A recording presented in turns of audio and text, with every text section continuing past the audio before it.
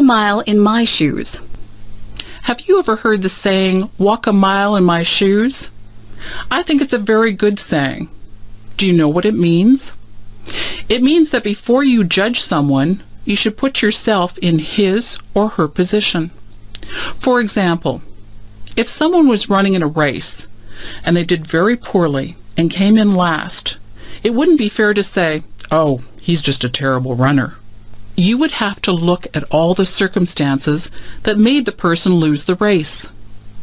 Maybe they pulled a muscle in their leg the day before. Maybe this is their very first race. Maybe they are not in good form because something isn't right in their lives. There can be so many things that affect a person's life, performance, and moods. There can be so many things that affect a person's life, performance, and moods. If someone was very quiet at a party, you couldn't just assume that they weren't friendly. You don't know what is happening in their lives.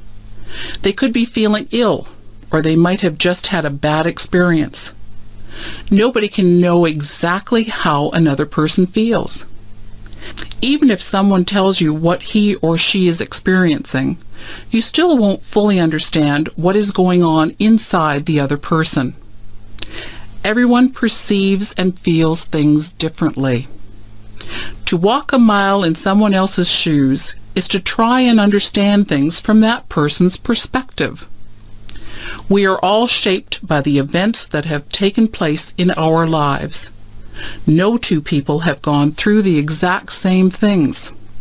So, before you are quick to judge someone, stop and think about what it is that they might have gone through. You won't always understand why people do what they do, but you can try to understand and put yourself in their position. If I could go back in my life, and do some things differently, this is what I would do. I would not waste so many hours in front of the television set. I would get out and enjoy my life rather than watching actors in shows. I would be a little more considerate of other people. I would realize that my mother has more to do than pick up after me. I would pay more attention in school. Tests are easier when you have paid attention rather than fooling around in class. I would save more money rather than spend it on useless things. I would read more. Reading is enjoyable, and it opens the doors into all kinds of wonderful places, both real and imagined. I would learn to play an instrument. Music is always appreciated if it is played well. I would eat better foods. I would try to stay healthy through my diet and exercise. I would take more pictures, and I would keep a journal. Memories are very precious. I would take the time to listen to what people have to say. People appreciate a good listener. I would take the time to enjoy each day as it comes. Sometimes I am so busy looking forward to what is coming up that I don't take the time to enjoy the day that I am living in. That's what I would do if I could go back in my life. In fact, I think I'll just make a habit of doing all of those things all through my life. Joking. Joking is good. Jokes can be very funny. Jokes can also be hurtful. Jokes can be tasteless too. It is not an easy thing to find jokes that do not offend anyone. Some jokes make fun of different races. Those jokes are not funny. They are hurtful. It is not right to tell racist jokes. Many jokes use bad language or are about questionable subject matter. These jokes are also not acceptable. Many people are highly offended by rude jokes. What some people find funny, others will not. Comedy is a very personal thing. Some people like slapstick comedy.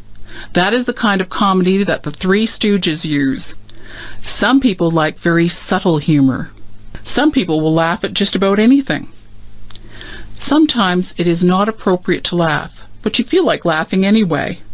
Did you ever see anyone fall down? Did you feel like laughing when they fell down? You were probably worried that they had hurt themselves, yet the way that they fell was so funny that you felt like laughing. It's not funny when someone falls, but you can't help but laugh even though you try to hide it. Jokes and comedy differ from culture to culture. Many people from other countries come here and don't understand our comedy. Jokes and comedies are often geared toward our environment. Sometimes comedians make fun of the things that we do in our day-to-day lives, like going to the bank or going grocery shopping. We can all relate to that. Being a comedian is not an easy job. Telling jokes and making people laugh is extremely difficult. Jokes are fun, and they are funny if they are good. Jokes can get you into a lot of trouble if they are inappropriate, and sometimes they're just not funny and nobody laughs. Here's a joke. Why does the cow wear a bell? Because its horns don't work. Do you get it? Do you think it is funny? Well, maybe it's not that funny. I told you that it was difficult being a comedian. Drugs. There are two different types of drugs. There are legal drugs and there are illegal drugs. Legal drugs are the type of drugs that the doctor gives you when you are sick. Illegal drugs are the drugs that people sell on the street. Illegal drugs are very dangerous. If someone ever wants you to try any type of substance that you are not sure about, you should always say no. People who sell drugs on the street are criminals. If they get caught, they will be sent to jail. They sell drugs to get money. They don't care that people's lives are ruined from taking drugs. If you take illegal drugs, you can become addicted to them. That means that you just have to have the drug no matter what. Some people steal from other people to get money to buy drugs. Drugs affect your mind. If you take drugs, you will not be able to think clearly. Your marks in school will drop. Your memory won't be very good. Your personality won't be the same. It is very unfortunate that some people do try drugs. They think that it won't hurt them. They are wrong. If you are smart, you will stay away from all drugs, except for the ones that the doctor gives you. Drugs are just bad news. If you know someone who is thinking about trying drugs, tell them that their entire life could be ruined. In America, they have a saying, "Just say no to drugs." It is a good saying, but I think I would rather say, "I'm just too smart to take drugs." Divorce. Mary's parents just got a divorce.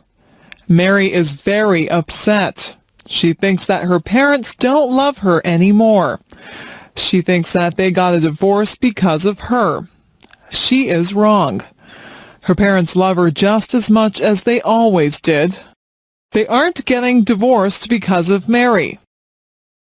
Sometimes marriages just don't work out. It isn't really anyone's fault. Marriage isn't easy. It is hard for two people to stay together for a lifetime. Sometimes people change as they get older and they move on.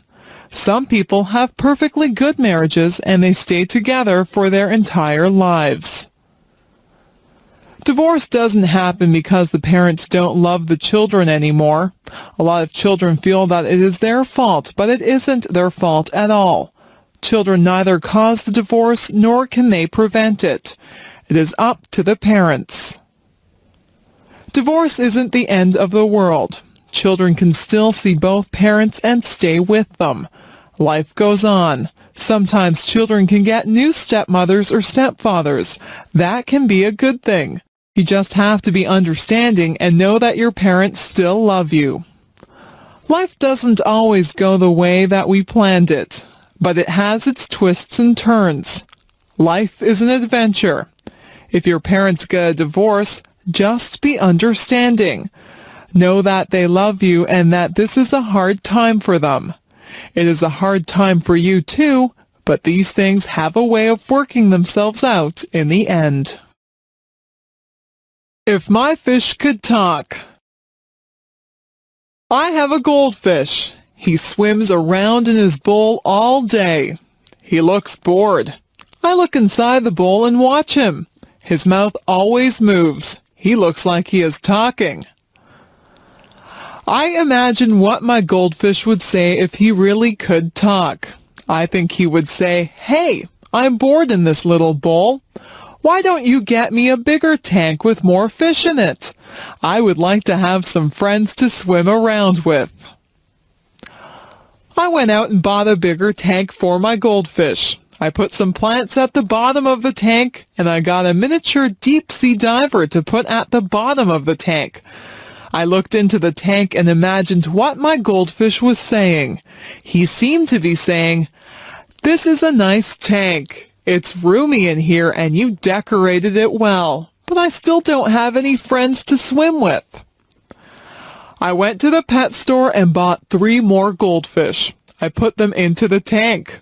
All of the goldfish seemed to look at each other. They swam near each other and seemed to be playing games. I knew which one was my goldfish because he has a black spot on his fin.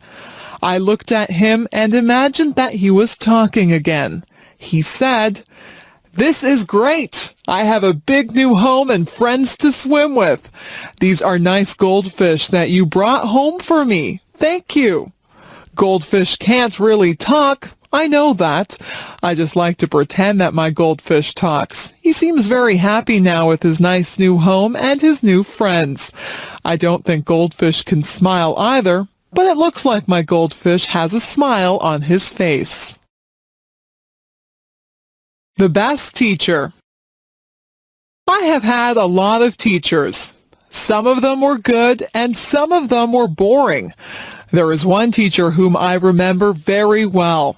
He is the best teacher that I ever had. His name was Mr. Alban.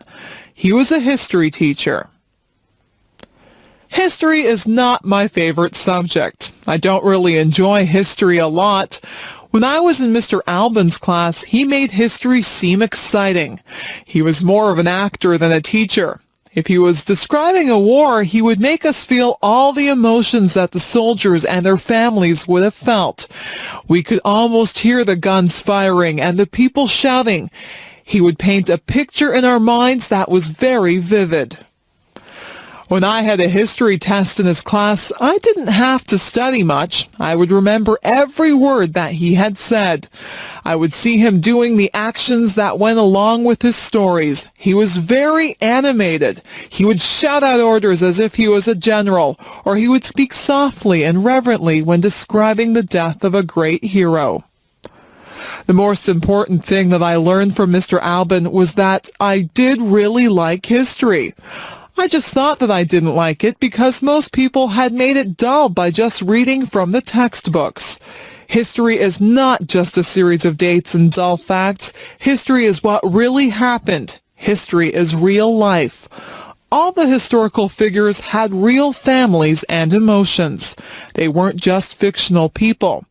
After I took history from Mr. Alban, I realized that I really did have an interest in it. He was my favorite teacher, and I will always be grateful to him for making me aware of just how interesting history really is. Weather. Sometimes I watch the weathermen on television. It is fascinating to watch him point to different areas of the country on the map. He tells us where the weather will be nice and where it will be bad. The weatherman is not always right. Weather reporting is not an exact science. Nothing is very exact when it comes to the weather. The weather department does a lot of research, but they can never be sure of exactly what will happen. Sometimes it looks like it will be clear, but the wind changes direction and clouds move in. The weathermen can warn people if there is a chance of a hurricane or tornado. The weathermen can also warn people of floods. Sometimes entire towns have to be evacuated because of bad weather. It is important to be aware of the weather. For example, it is not good to be caught in the middle of a field when there is going to be a thunderstorm. You might want to take extra precautions if there is going to be a heavy snowstorm. You would need to be in a secure place if a hurricane or tornado was predicted. You might want to cancel a picnic if you knew that it would rain that day. The weather affects us in so many ways. Some people are really affected by dull, cloudy days. If there are no sunny days, they become very depressed. Heavy air pressure can cause some people to have headaches. Weather affects all of us in one way or another. It is always a topic of conversation. People often say things like, "Hello, it's a beautiful day today." Often we plan our lives and activities around the weather. So if you are planning on walking home tonight, keep an eye on the sky. Are those rain clouds up there? You might need an umbrella. How to avoid catching a cold. How many colds do you catch in a year? Most of my friends catch quite a few colds. They cough, sniffle, and sneeze. They carry around tissues and blow their noses all the time. Their eyes water and they have scratchy throats. I don't get many colds. In fact, I can go for a whole year and never catch a cold. This is why I consider myself an expert on how not to catch a cold. I'll tell you how to avoid catching a cold. I think that you need to take a lot of vitamin C. I eat a lot of fruits and vegetables. I drink fruit juice too. I also take vitamin C pills. Whenever I begin to feel a cold coming on, I make sure that I have taken my vitamin C pill and I drink a lot of orange juice. That usually knocks the cold right out of my system. I make sure that I get a lot of fresh air. In the winter, a lot of buildings are shut up tight so that the air is stale and people's germs circulate through the buildings. I get outside and breathe in fresh, clean air. If somebody is rude enough to cough or sneeze right in front of me without covering his or her mouth, I just hold my breath for a second. I'm not sure if this works or not, but I don't want to breathe in anybody's cold germs. Many germs are passed through hands. It is important to wash your hands thoroughly if you touch anything in a public place. If I hold a banister while I'm walking down the stairs, I think of all the people who have used that banister, and I make sure that I wash my hands before I eat. Doorknobs also have a lot of germs on them. Money is another thing that is passed from hand to hand and is covered with germs. Sometimes I see people stick money into their mouths. Just think of all the germs that you would be putting into your mouth if you did that. If you just give it a little bit of thought, you can avoid a lot of germs that cause colds. If you eat good food and stay fit, your body will be able to fight off the germs that causes colds and other diseases. It is not always possible to avoid colds, but if you do catch a cold, drink plenty of fluids and get a lot of rest. The future. I sometimes wonder what life will be like in the future. Life has changed so much in just the past few years. I'm sure that there are still big changes that are coming. Do you think we'll still drive cars? Maybe we'll get into computerized vehicles that we won't have to drive. We'll just push a few buttons and the vehicles will take us to wherever we have to go. Maybe there won't be roads. We might just fly through space to get where we want to go. Instead of telephones, we'll just use our computers. We'll be able to see each other when we talk. That type of thing is already happening. Maybe we won't have to cook our meals. We might be able to push buttons to order whatever we want.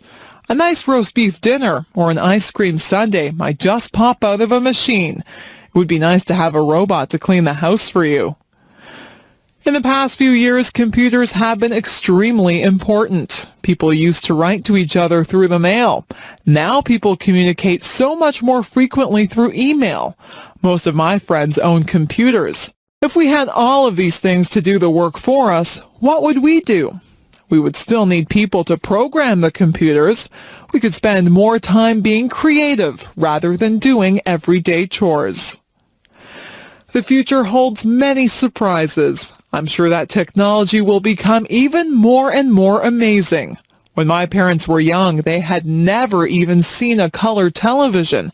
Nobody owned a computer. It doesn't take long for things to change a lot. Who knows what amazing things are in store for us? Giving a speech. I had to give a speech last week. I gave a speech to 300 people. I had to speak in front of a group of students. I had to tell them about a campaign that we were having to raise money for cancer research. Giving a speech can be a difficult thing. When you stand in front of a big crowd, you can get very nervous. Some people feel like they have weak knees. Their legs feel as if they are made of rubber. Their heart beats very hard inside of their chest. Their palms get sweaty. Some people even become short of breath. For some people, giving a speech is their worst fear. When you give a speech, everyone is looking at you.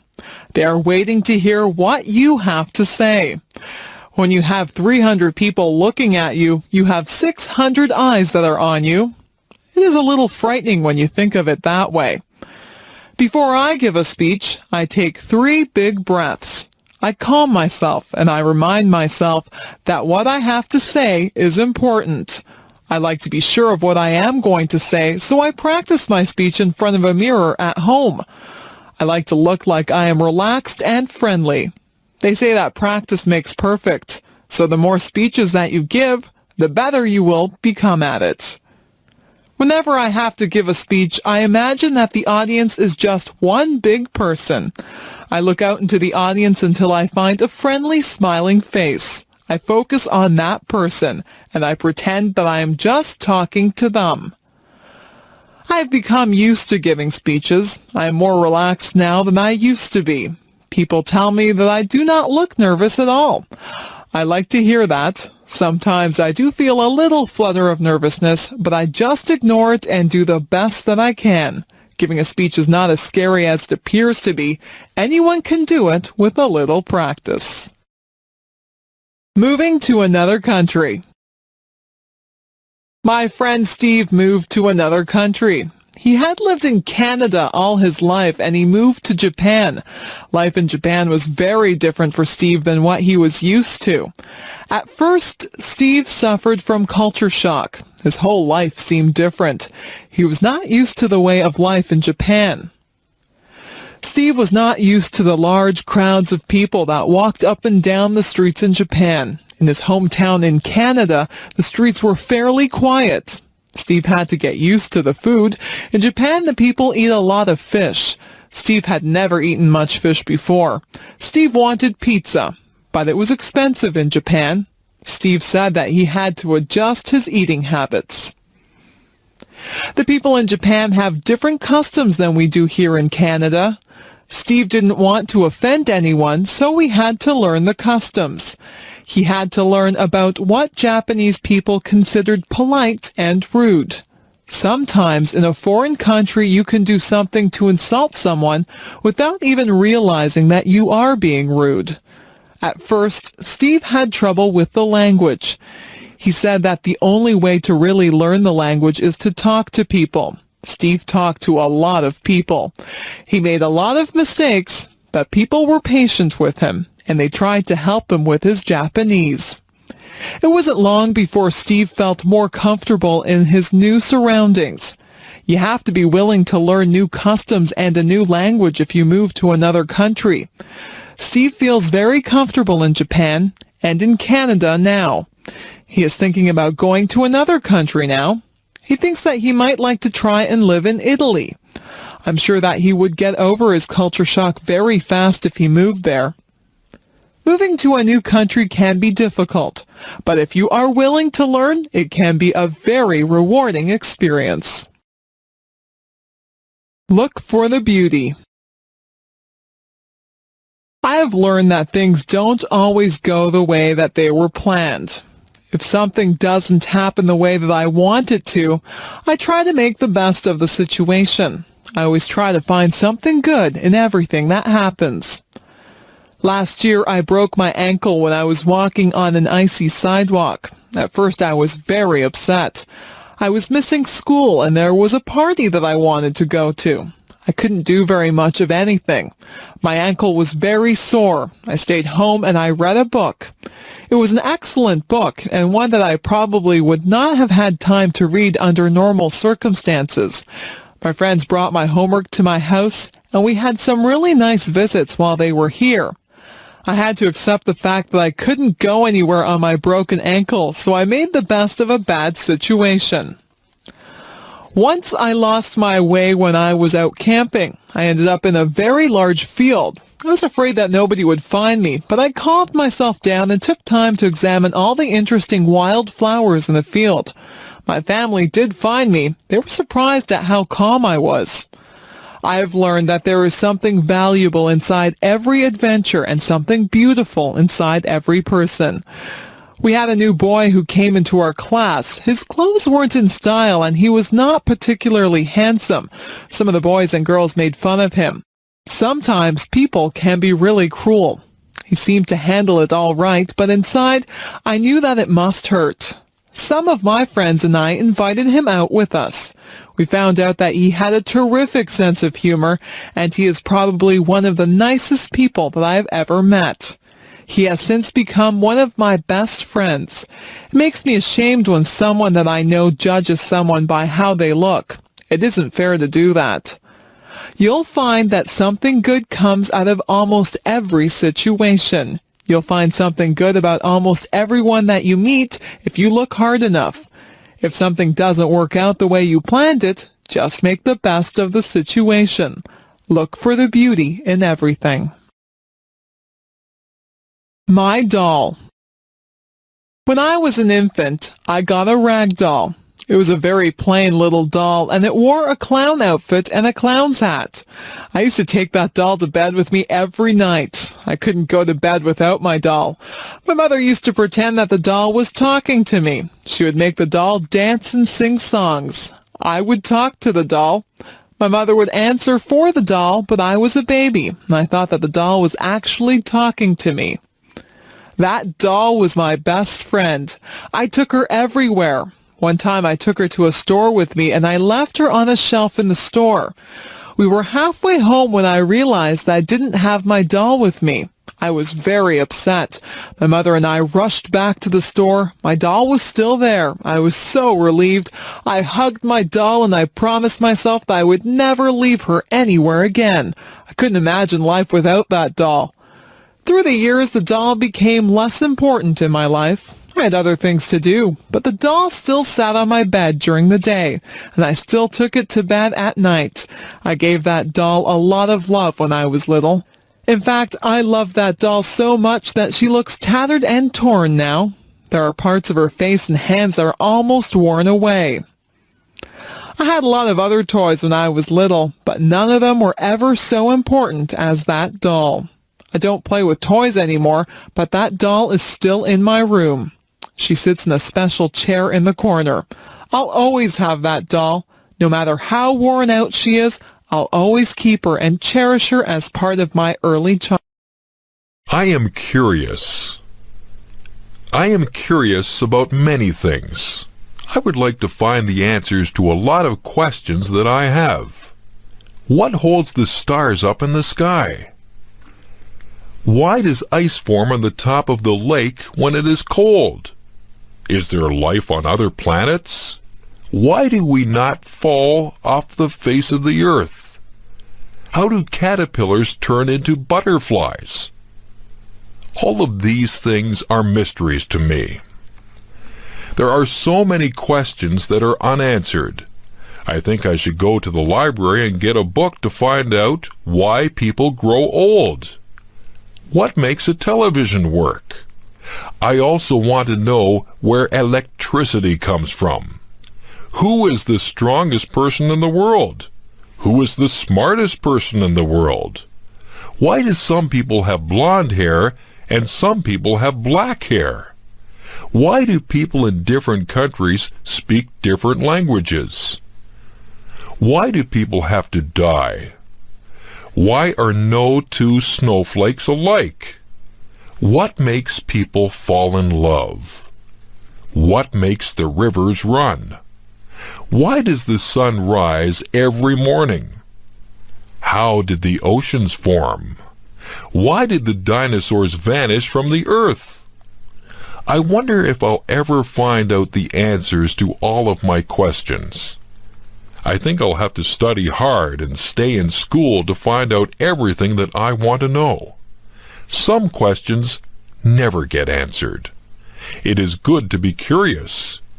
People who are curious about things are the ones who learn a lot, and some curious people go on to invent things and make important discoveries. Creative people. Some people are just born to create. That's what I think.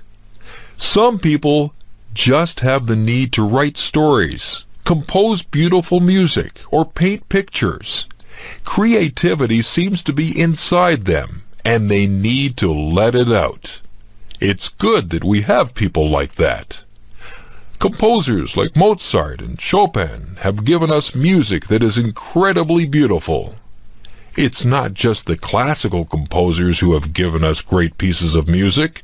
There are modern composers who have written great songs also. Elton John is an example of someone who has composed many wonderful songs. Andrew Lloyd Webber has given us some very popular musicals like Cats and The Phantom of the Opera. There are so many talented and creative people in this world. When you visit an art gallery, you marvel at how artists are able to recreate realism or make up something that seems totally unreal, yet beautiful. The American artist Norman Rockwell painted some pictures that actually look like photographs. He tried to portray life as it was in America. Through his paintings, one can get a good sense of American life through the years. On the other hand, artists like Jackson Pollock did not portray realism. Jackson Pollock painted abstract pictures. His paintings are just as good as Norman Rockwell's, but they are entirely different. Some books that we read are classics. Mark Twain portrayed American life through his characters Tom Sawyer and Huckleberry Finn. Charles Dickens brought Victorian England to life through his books.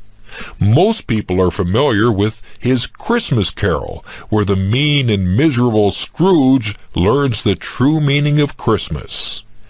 People don't have to read the classics. There are modern writers who entertain readers through their stories. Stephen King has written a number of horror stories.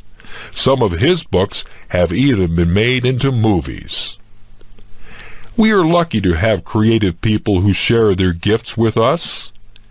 If you are lucky enough to be creative, you should use your talents to create works of art that we can all share.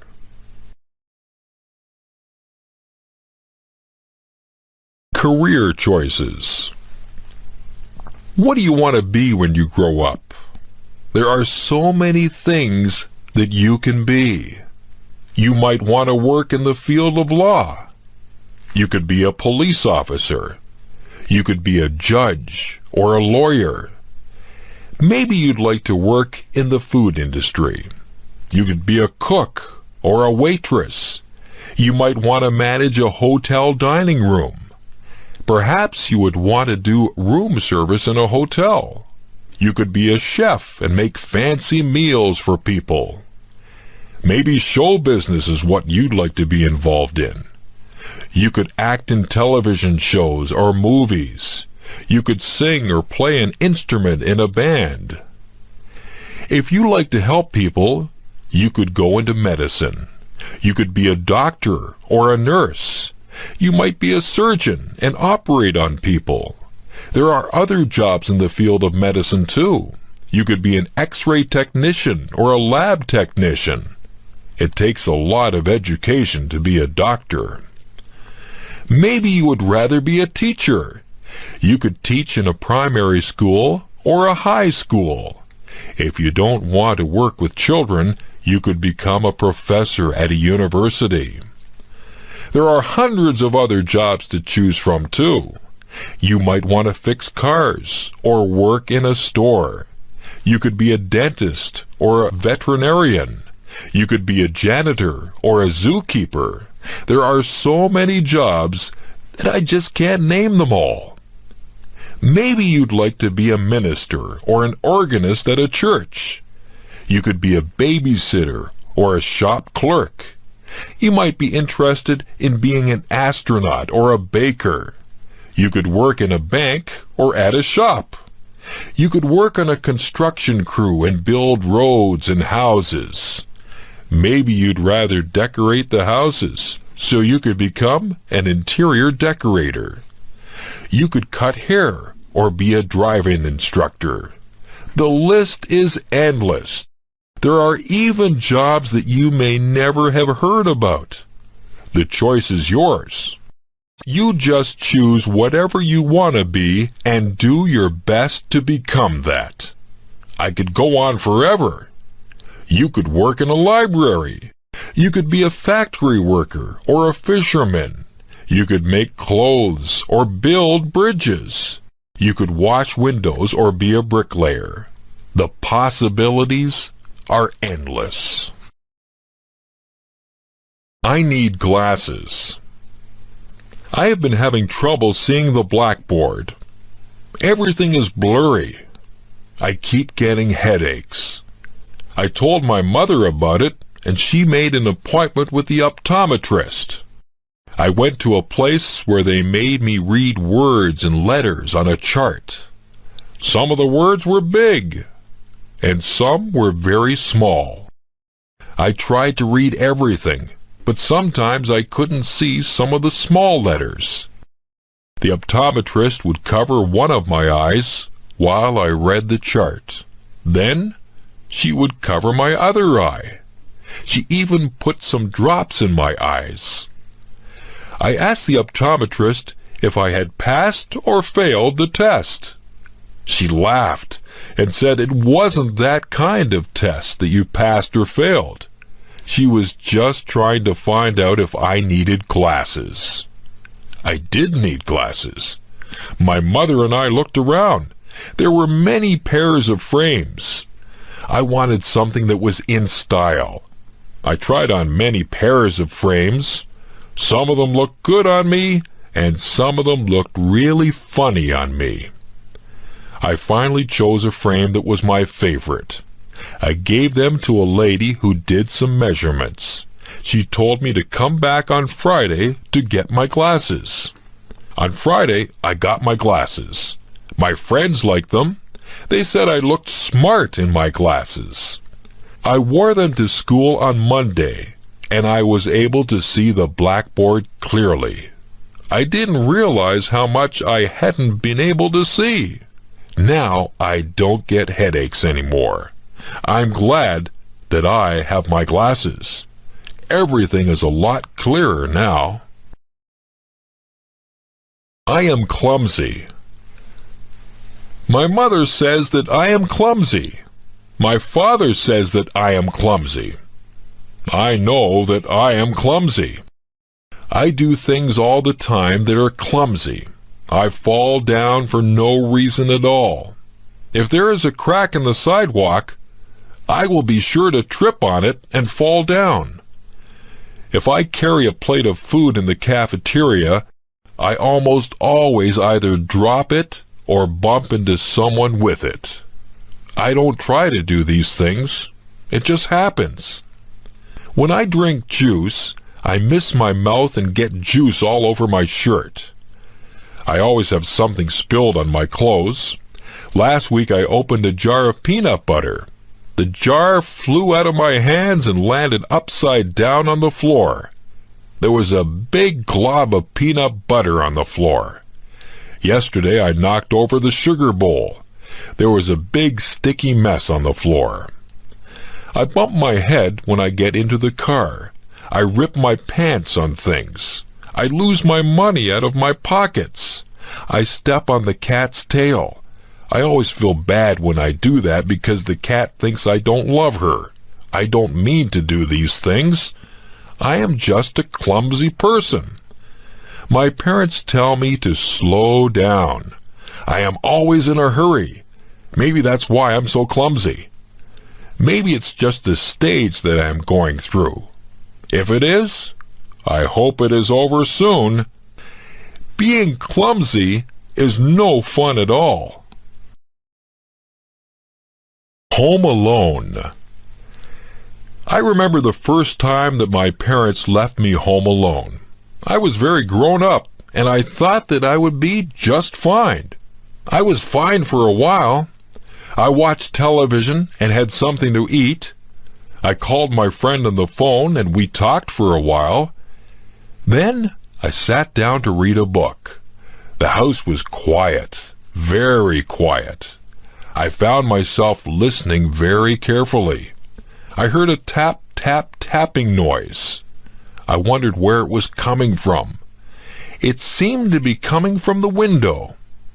I turned out the lights so that nobody would see me, and I peeked out the window carefully. I was expecting to see a robber tapping at my window. There was nobody there. It was just a tree branch swaying in the breeze and tapping at my window. I felt silly. I turned on the lights and sat back down to read my book. A few minutes later, I heard some creaking noises. I listened carefully. Then I heard a clunking noise. I think it might have been the furnace. Then there was a whirring noise. My imagination began to play tricks on me. I was imagining that there were all kinds of creatures in the house. I told myself to grow up. I wouldn't let my imagination run away with me. I was glad when my parents got home. I told them about all the noises that I had heard. My parents laughed and said that all houses make noises. We're usually just so busy that we don't hear all the noises that go on. I have stayed home alone many times now. I just ignore all the little creaks and noises that I hear. I'm still alert and listen for anything suspicious, but I know that there are lots of noises that are harmless. That tree that taps on my window still frightens me sometimes, but I'm a lot braver now than I was the first time that I stayed home alone. Family. What does the word family mean to you? The easiest way to define family is to talk about who you are related to. Usually there is a mom and a dad, and children who are brothers and sisters. This would be the core family. Then there is the extended family, which would include grandparents, aunts and uncles, cousins, nieces, and nephews, and in-laws. People married to your brothers or sisters, husband or wife. However, I think the word family has a much deeper meaning. The word family brings words to my mind like love, support, help, kindness, fun, love, trips, closeness, love,